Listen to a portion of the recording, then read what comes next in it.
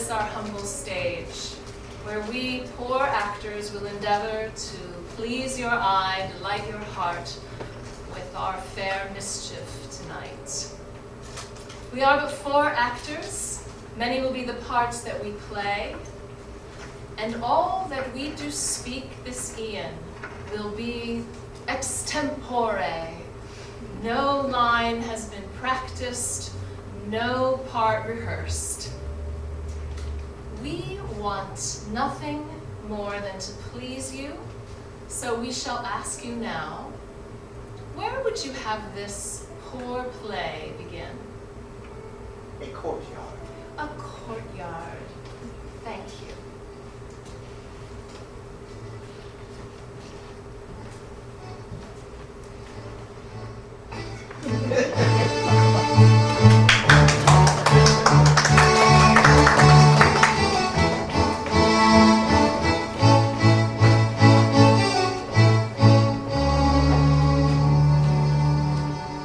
Felicia, 'tis been 7 long years since I have been here, at home, and now we stand before my house.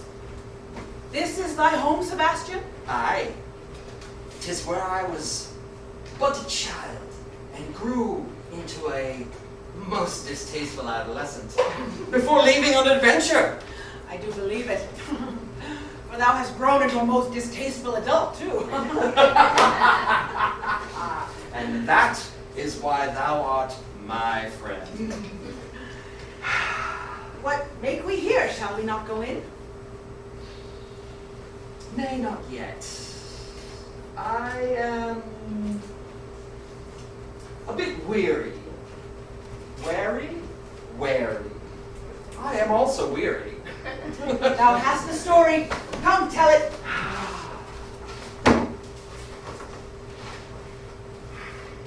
Before I left 7 long years ago, there was a bit of disagreement betwixt my mother and I. We did not see eye to eye on subjects such as marriage, betrothal, family duty. Thou wast betrothed? Nay, for I would not let her. Oh, you naughty, naughty lad. She did believe that I was. I ne'er accepted her word at that. Didst thou meet the man, or did she arrange it for thee? 'Twas arranged. There was no consultation, no decision-making. 'Twas, thou art betrothed! Nay, I am not. And thy father? Thy mothers? Both thy mothers, or is thy other mother? Nay, no, both mothers are still well. Indeed. At least 7 years ago. Thou hast not written or spoken in 7 long years? Nay, not. Sebastian! I am a distasteful adult. But I'm sure thy mothers would weep to see thee on thy door. But would those tears be tears of joy or tears of sorrow? The house has changed not. 'Tis a pretty house. Aye. 'Tis a nice house to settle down, snuggle up for an evening, build a fire, sleep on a bed. Aye, beds. That is the thing that I had forgotten. 'Tis pleasant thought you have there. Mayhap we should go in. Perchance we shall. Aye, let us then. I thank thee.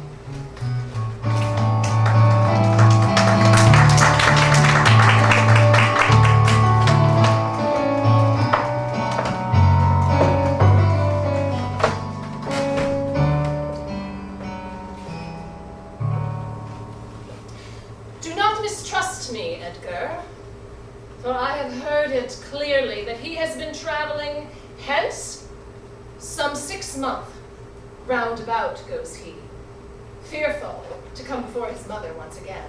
Aye, indeed, my lady, it is so.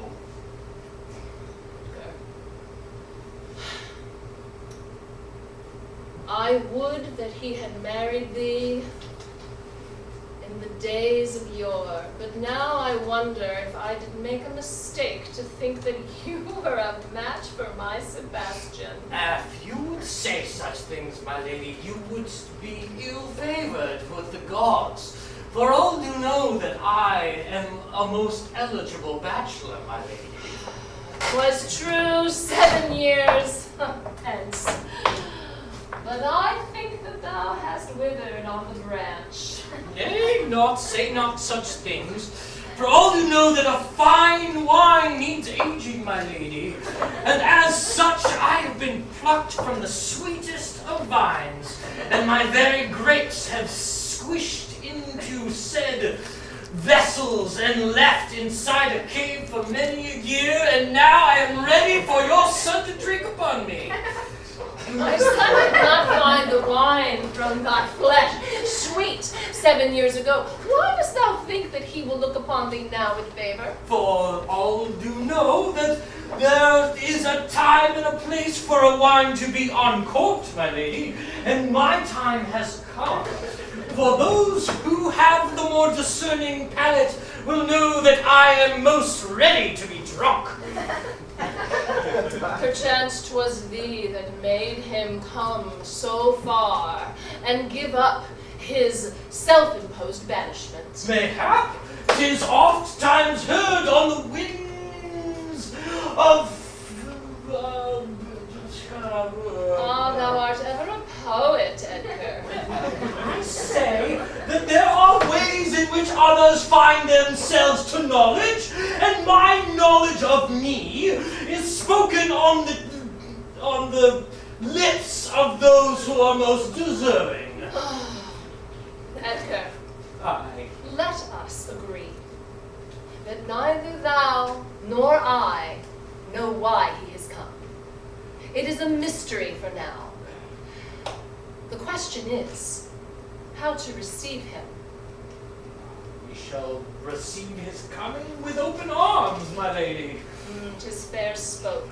Until we know the matter, we shall receive him with grace and a fair helping of joy. For 'tis ill-gotten truth that he is my only child. For years ago, when my 2 fair babes were swept from me, and have been in this land unheralded all this time, so long time has passed that I do fear they must both be dead. And all that was left was this hapless child Sebastian, on which I did pin all my hopes. And Edgar, so smitten was I with thy manner and thy wealth and parentage, that I did think 'twas meet that you and he should wed. And my sweet Mariana, God rest her soul, she did advise me against it. Does Sebastian know upon his mother's passing? How could he? 'Twill not come as a sweet tidings for him, I fear. For I was always the stern mother, and she doted upon him. Well, there's naught to be done. We shall receive him with open arms, as thou dost advise, and then we shall see what we shall see. We shall, my lady. We shall. Very good.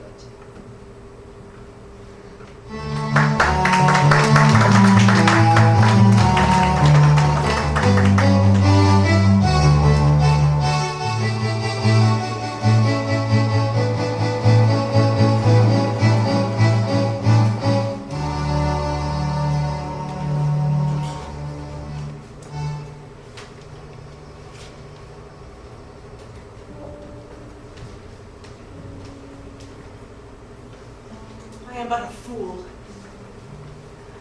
months now I pace here, under her balcony. And she knows me not. She sees me not. She knows nothing of me. Oh, but my lady Beatrice, since she lost her wife, she has sat alone many a night. I come here in the hopes that one night she may look down upon me and know what comes in my heart. But not so far.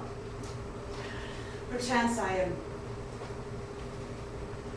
not up to her standard. Perchance I am, as I said, a dreamer. Perchance I should look to mine own kind. But my heart has been lost already, ere I barely saw her. Perdita, there thou art, mooning about again under the window of fair Beatrice. What makest thou here, Felix? 'Tis our place to guard these here grounds. Well, Lord Felix and Lady Merrill, I do apologize, and I shall go hence now. Need not. Nay. Thou hast been caught trespassing upon grounds that are not yours. And what shalt thou do? Take my head. I would take more than thy head. I would take thy nether parts with greater pleasure than thy head, dear lady. Thou hast a rotting mind. Nay, I have not a rotting mind, nor do I have a rotting cabin for thee. I have a most deep and fruitful place that I would have thee explore. For all do know that we are constables, and as such, we should be the ones to tell thee of which you are but in love. Lord Felix, couldst thou leave me with my wooing? Aye, my captain, I shall let thee stand here with the accused, for we are watching thee, and you shall be most disposed. Instead of a fine that we shall levy upon thee, my dear Perdita, perhaps thou wouldst spend an hour or two in the jail with me. I shall have thee, Lord Felix, guard the door, and thou and I shall be all alone of a night, and breathing sweet poetry is one to the other. Here's what I shall say to thee. I shall say, by yonder moon, with Dian's bow so fitted, I shall... You shall what? Speak with the... Stand thou between my love and I. Nay, not, for I shall be guarding the door, and none shall pass, for I shall be like Achilles, holding himself at Troy's very wall, preventing all from stepping forth, as you pillage the fair city as it burns to the ground. Oh, I beseech thee, do stop prattling. And I, like heroes, shall wait while Leander swims across the Hellespont, watching for the lantern held in the tower. But you shall not drown, for you shall be buoyed up by my love, and shall arrive on the shore, safe, perhaps only slightly moist for the swimming. For all do know that you are a strong swimmer. What sayest thou, Perdita? Shall we take thee to jail, or shall we fine thee 30 ducats for thy trespass? And thou appreciates thine eyes, thou shalt leave me. For she, like a feline, shall scratch us into smithereens. Oh, Perdita, thou art fierce. I like a fierce lady. Thou shalt go for now. But when I do come to levy payment, shall be all the greater upon thee. Mark me well.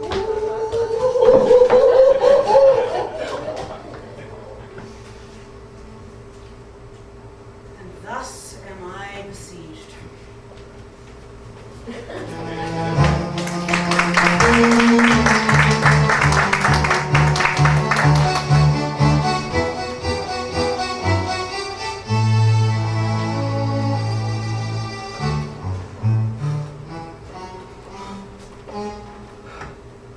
in my haste to escape across the courtyard, I have lost dear Felicia. 'Tis no matter. She will find me. But I have found thee. Oh, my tardiness. I did lose sight of thee. Pardon me. it is as if nothing has changed. 7 years, 6 months have gone, and not a single change to her demeanor or to her machinations for my wedded bliss. Thou is betrothed then. My assumption is that, yes, I am betrothed. And dost thou know the man to whom thou is betrothed? Edgar. Edgar, well, that 'tis a strong name. Nay, not. 'Tis the name of a weak, addle-pated old twit. I see thou hast strong feelings. Perchance thou hast not spent time in his company enough to know him now. Mark this.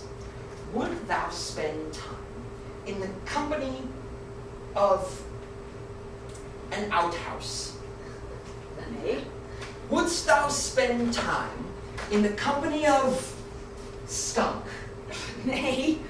Wouldst thou spend time in the company of the sludge which doth flow from the chamber pot on Sunday morning after a rather raucous Saturday night? Indeed, I would not. Aye, so is it with I and Edgar. Thou canst not compare a man to a sludge. He cannot be that bad. Can he? Hast thou seen him? Aye. For how long hast thou seen him? The moment that I peeked my head through the door, panicked, and ran. And thou didst not speak with him? Nay, wouldst thou speak with sewer sludge? Wouldst thou speak with the outhouse? Wouldst thou speak with the skunk? Thou art so beguiled by thine own wit that thou seest not what is in front of thee. How canst thou know that Edgar is sludge unless thou speakst with him?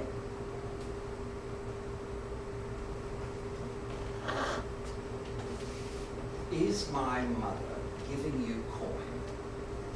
I would not take coin from thy mother. Thou soundest just like her. Your words are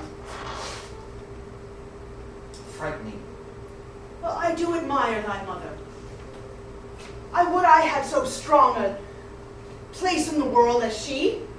Nay, I have been traveling for more than the 7 years thou hast been, and I have no one in the world. I have no family, I have no wife, I have no children. Thou art a true friend. Thou must help me find my other mother. She will understand my plight. Art thou sure thy other mother does live? I have no reason to know otherwise. But why would she not be here? Because we are outside at night. I mean, why would she not be with Lady Beatrice? She did not like Edgar much either. Truly. Truly. Perchance they have separated? Nay. That would wound my soul. I cannot think why she would not be here. The word of your return has spread all over the city. She may have been in the room. I looked for only a moment. Thou must go back, speak to thy mother, and speak to Edgar. Thou must give him some time, and thyself. Promise me.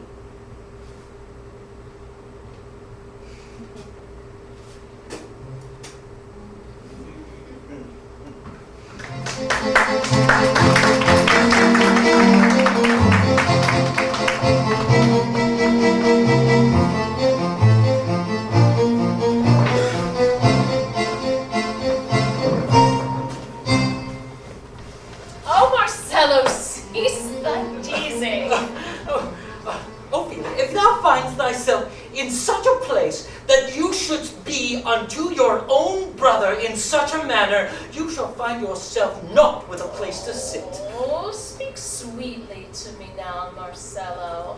I would that thy words were like the birds that I do hear even now in the trees, chirping their delight to us. I would tell thee a story again if thou wouldst hear it. I wouldst, for thou art my only companion. We are each other's own best friends. It's not so. I wouldst tell you a story of naught which I tell always, but mayhaps a new one, or dost thou only wish to hear the same one again? Nay, speak not of our fathers, for they are long gone, and I do not wish to think upon them any more. I wish to cease my grieving. And thee, oh Marcello, does it wound thy heart even to hear me say so? Nay, not. For although we are but orphans, need not be like cast out in the world as if we are not. I do not feel cast out. I feel bereft. Have we not made much of ourselves? 'Tis known far and wide of our renown. We have but truly proven ourselves in the world. And there has ne'er been a besmirchment on our character spoken by any that I have heard. No. I have heard, when I do wander, you spoken of most fairly. And I of you. And 'tis a happily made event that we are so well favored. 'Tis not by chance or fate such things do come to pass, but only of our own good spirits and well-strong, stout, and hearty minds. If there are those that could hear thee speak of thyself now, I would think that they would say, that Marcello, he thinks rather well of himself. You just mock me, for you know my true self and purpose. I do know thee well. But what shall we? Shall we stay, or shall we travel? I am weary. Every town that we find ourselves in, every city that we find ourselves in, becomes one in which we leave. Thou wouldst stay, then. Thou wouldst take yonder path and stay in this walled city of which we know nothing. I worry that no matter where we go, we shall not find comfort till we find comfort in our own selves. Oh, now thou art a philosopher, Marcello. You exhaust me, I must say. You would do well to listen to my words. I listen to thee. I listen to thee and listen more till my very ears do ache. Ho there! Who art thou, outside the wall of the city? This is my dear brother, Marcello, And this is Ophelia. and we do find ourselves not lost, but weary from traveling. Is this city a welcome place? We have coin and good reputation at our back. Aye, and what dost thou in the world? Well, we are some of the greatest philosophers e'er seen in this part of the world, And I mayhap. can cipher, and geometry is a fair subject for me. We can tutor all manner of folk. As well as our own purses have been brought most well in our acute mind of business. You are well met. I do serve the Duchess, and she hath a son, returned from a long journey, who is betrothed but refuses to marry. He needs much in the way of learning. Perchance you would take him on? What sayest thou, Marcello? I say we must, like unto a tree, plant ourselves upon this fertile soil and let our leaves shine up towards the sun and upon the sky. Canst thou make an introduction to this Duchess? Aye. Thou must speak at higher volume, however. My ears are not what they were. We would be presented to this Duchess, and if she likes us well, we shall employment take. Indeed, I shall do that immediately. Come, come. Fortune springs kindly.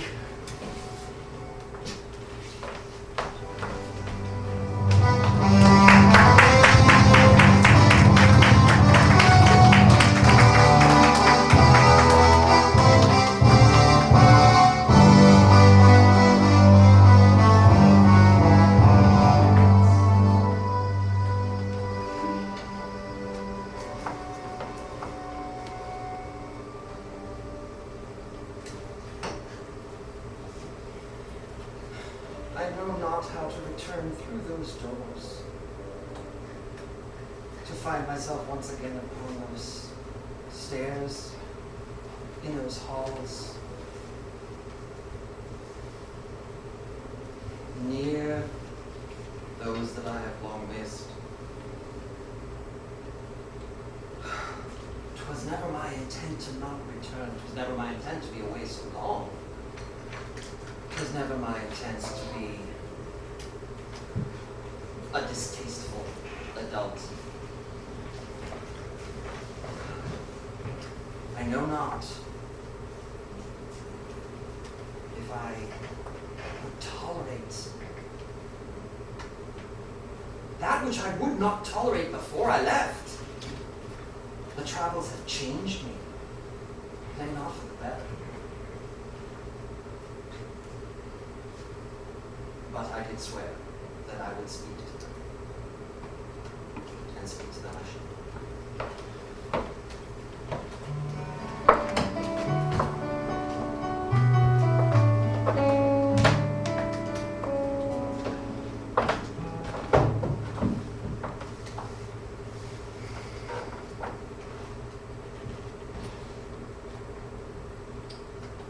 I grow tired with this waiting. Doubts begin to creep into my mind. So much surety have I. And then, when I lie in my bed alone at night, I hear the voice of my sweet Mariana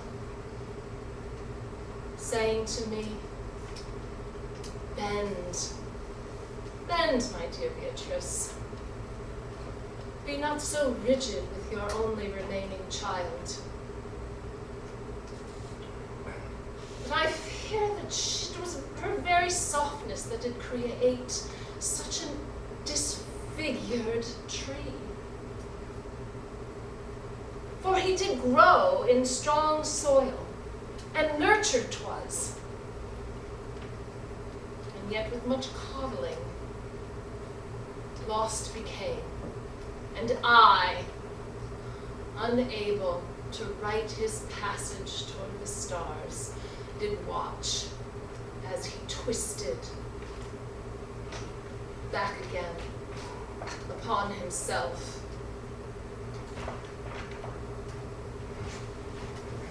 Would I could comfort her, but what words can I say? I know not children and wives.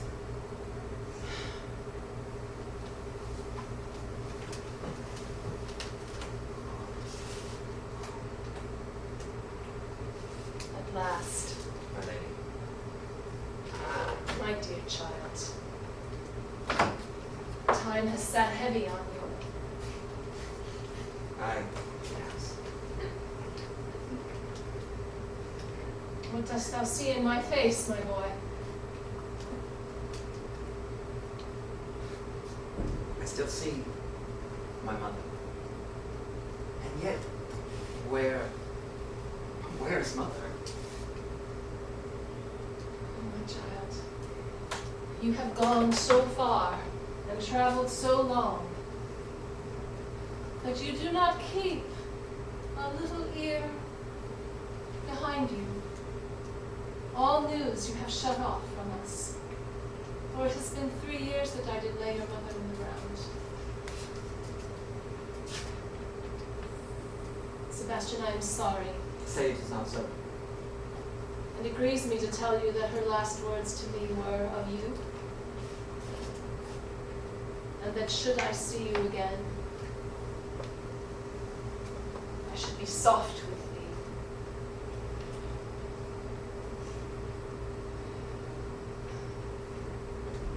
Lady Perdita, My Lady Beatrice. find Edgar and bring him hither. Yes, my lady.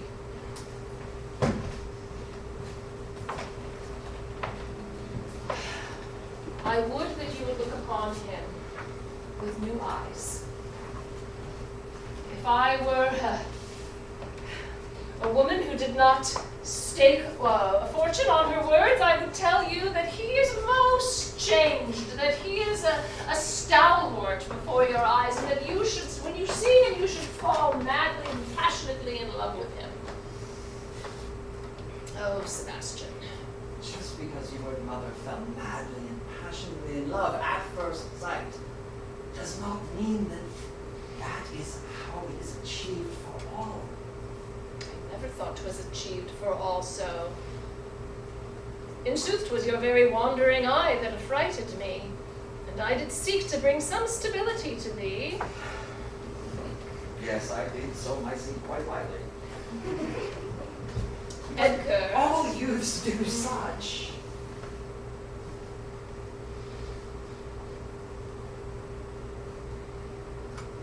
I have made a mistake before, my dear Sebastian.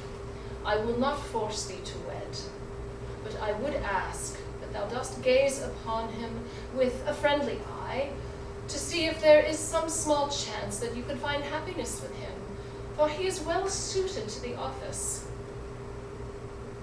And I know no other that could settle your heart. Suited to the office. Aye. My head still spins from news. I am sorry for it. I will look. But I promise you nothing. It is understood.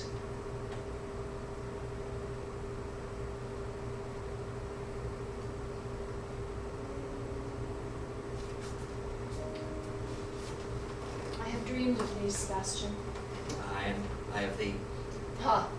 'Twas not a nightmare that thou didst have, Nay, thy not. stern mother, ever scolding.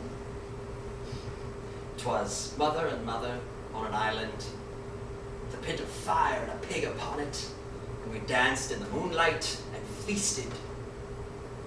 I was quite hungry at the time. Now I think thou dost mock me. I doth miss your choice in supper. 'Tis only that then. At the time, 'twas only that. I missed thy visage. Well spoke. I missed thy laugh, though it came not oft. It was quite pleasant. If thou dost continue in such a fashion that will turn my head, go to thy chamber, 'tis still prepared exactly as thou didst leave it. Ready thyself. I would some moment alone.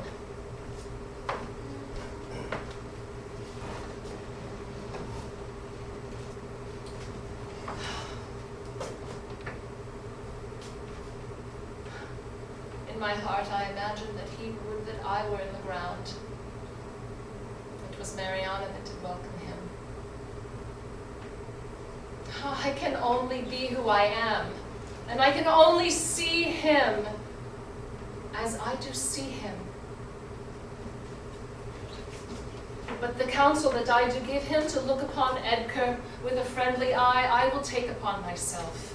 I will make all effort to see him as somehow changed, and not the foolish boy that did leave here 7 years ago.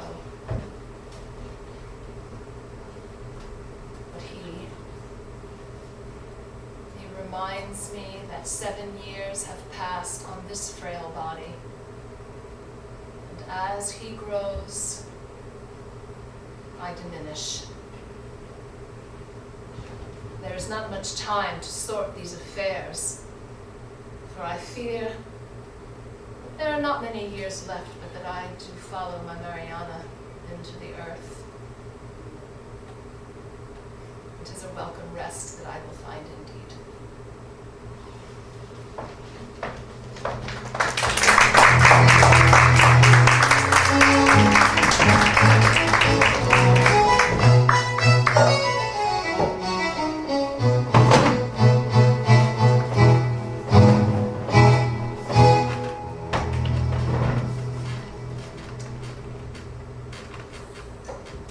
And then I tell thee that his mother did say that I shall be his, and therefore I am in such a place as to have my bill for here and henceforth evermore taken care of by my own station and wealth upon which I shall inherit.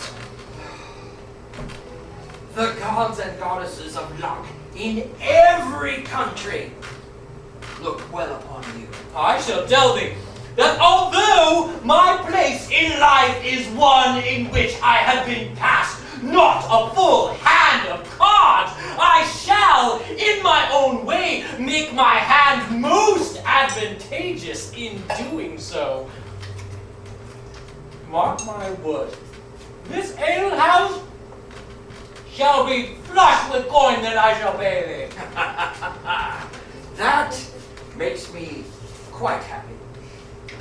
I would have you know that you should bring unto my chambers this very evening your most stout gentleman, for I shall pay for his coin, and he shall put it betwixt my lips as I drop it on his greased chest.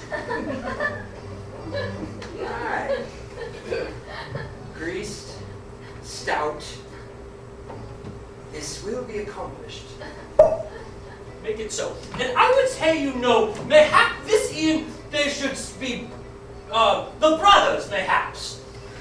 Aye, indeed. For though they are but jugglers in their daytime hours, I hear they're off contortionists at night.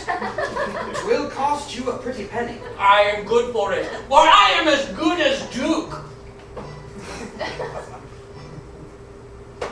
It will be done. Very good. You know, it's oftentimes said that alehouses be one of ill repute, but I would say this. Here is a something upon which should be writ high and low about the value of coin over words and deeds. All repute here is good repute. Indeed. Indeed. Thank thee kindly, but it is truly overstated that a barkeep is much more than a serving lad who just works for ale and coin. For all do know that the wisest of counsel is the one who serves the drink. Leave your coin upon the table. I go to fetch entertainment. Aye, indeed. It shall be done. I shall leave it upon the table, had I had any. I hay none yet, but it shall be so, and I am good for it. E'en so. Lord Edgar is a foolish man. But one thing that he says is well spoke, for are not coin better than words? I, Captain Maybellina, find it so. And I shall use what I did or hear to my great benefit and the filling of my purse. Oh, foolish, prattling man.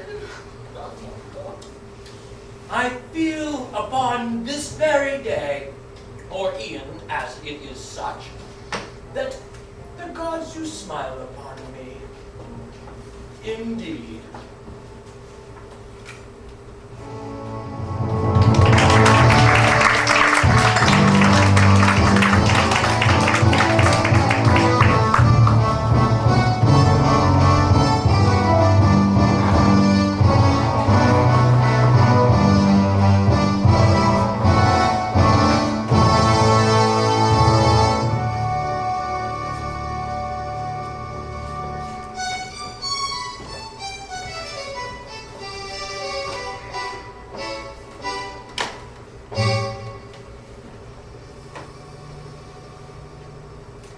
this is the room where I did spend my deplorable childhood. And from this you ran away. Aye. 'Twas not an easy decision.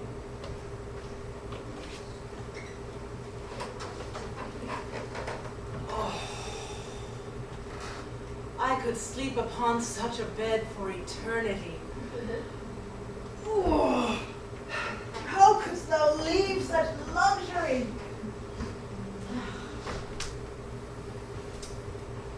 Through the door.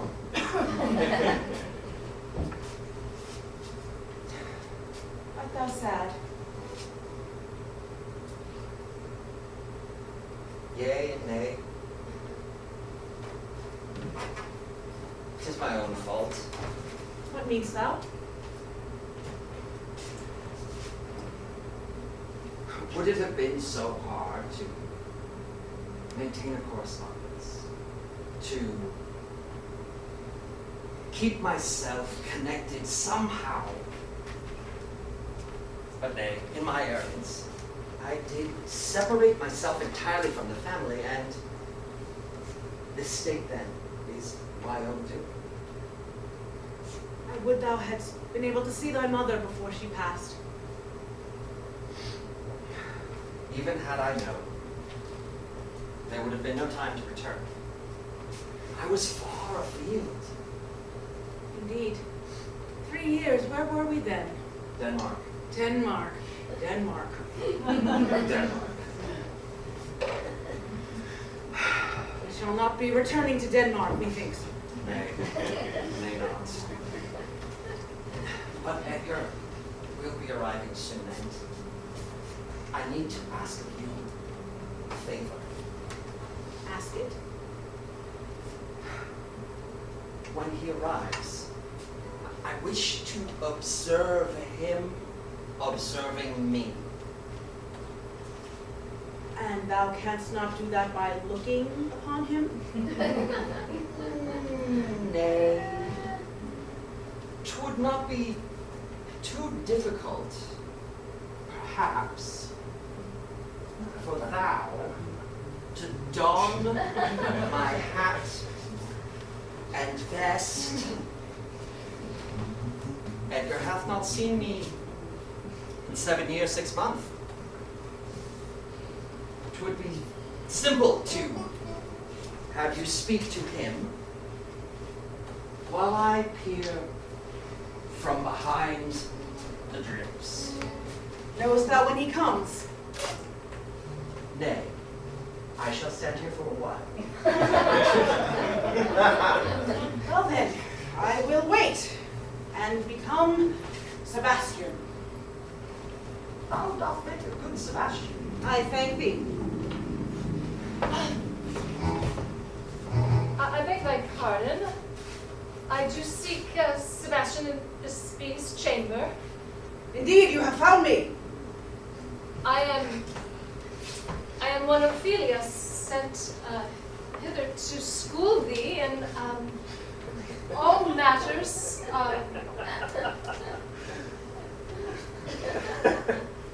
Thou art veiled, sir. Indeed, I find that the sun doth burn my skin after so far afield in the north. Ah, Denmark. his mother did warn me that he looked somewhat strange. Did she? Forgive me, I meant to speak to myself in that moment. Pay me no heed. Tell me, Lord Sebastian, dost thou have a fondness for poetry? Indeed. Young miss, I do indeed.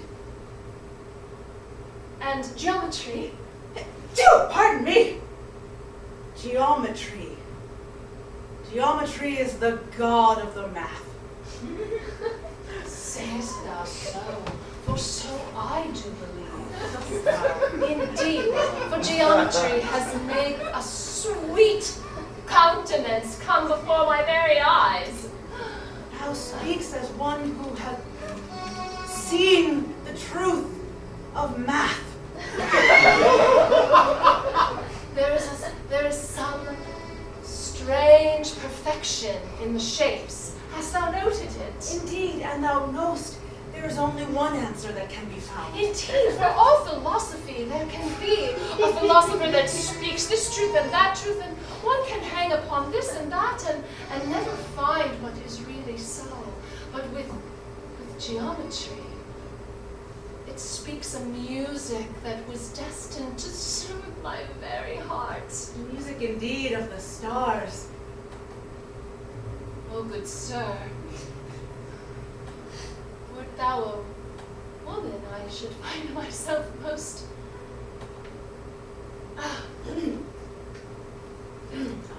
Indeed.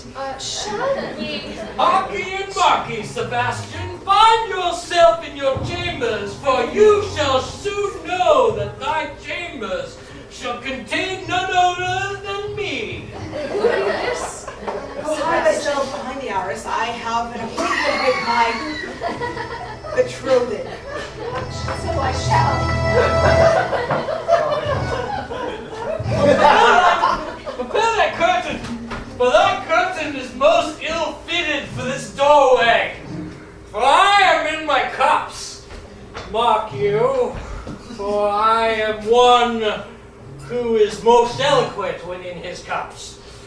Indeed, thou dost have a fondness for the mead, I do remember. Oh, well, you remember me well, for I find myself in such a place as to recline here in casual nature. Do as thou wilt. Wilt I, or won't I? Mayhap thou wishest to have a kind of lover that spurns thee, pushes thee aside, and places his foot upon your very advances. Thou hast changed much in 7 years. Nay, not, still same Edgar as was before, yet e'en so I have, like unto this here sack, found myself most aged well. Thou sayest thou speakst well when in thy cups. I indeed, and so I am but speaking of which. Methinks that thou hast rats upon thee. Now fear, good sir, I shall be thy protector, for no rat can stand between myself and itself. Both of ourselves shall not be apart, for I shall be upon it, like unto a dog upon a stick. Then I shall retrieve said rat and bring it to thee, like unto you had thrown it from afar. I do not desire a rat, good sir. Nay, not, I would not say such things as a doubtful man would. Nay, indeed, I would but say that I would not bring thee a rat, for as such I am a true gentleman. I am not alone here behind the arras. There is another here. Pray tell me, who be this person? Be my servant. And why hidest him, and why hidest I? Have I not justification to be in my chamber, good sir? This is a very difficult situation I find myself in. Just, I pray thee, hide thyselves until he goes. I shall do whatever thou asks, sweet Sebastian. Gentle lady, I do thank thee. I had a soft and tender.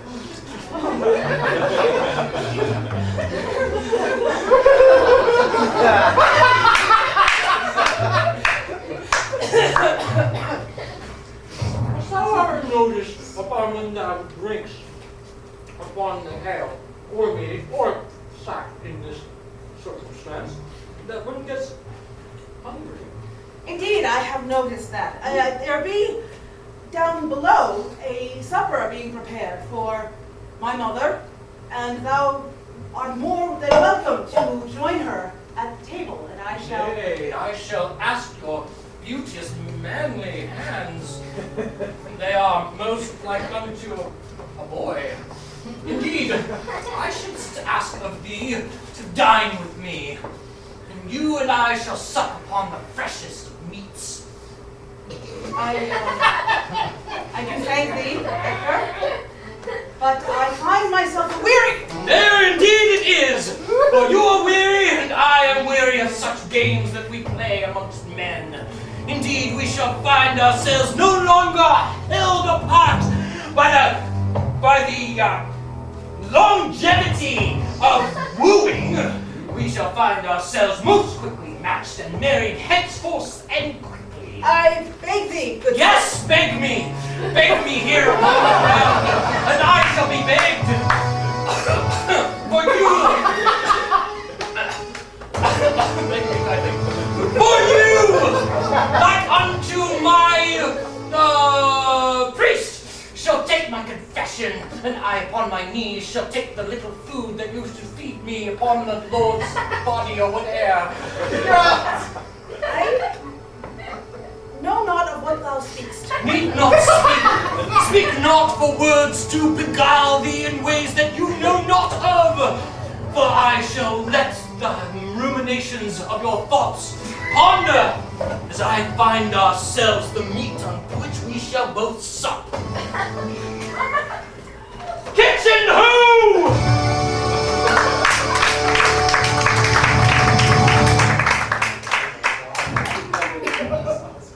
Marriage will not take place. Sebastian shall not marry Edgar. I think it well, my lord, for you are fit for better things. Thinkst thou? I do indeed, my lord. And thou art like me, the sun that doth seep through the window casing in the first of morn. Let us take our studies down by the brook. I know a sweet spot where the woodbine twine. Indeed, thou speakst poetry.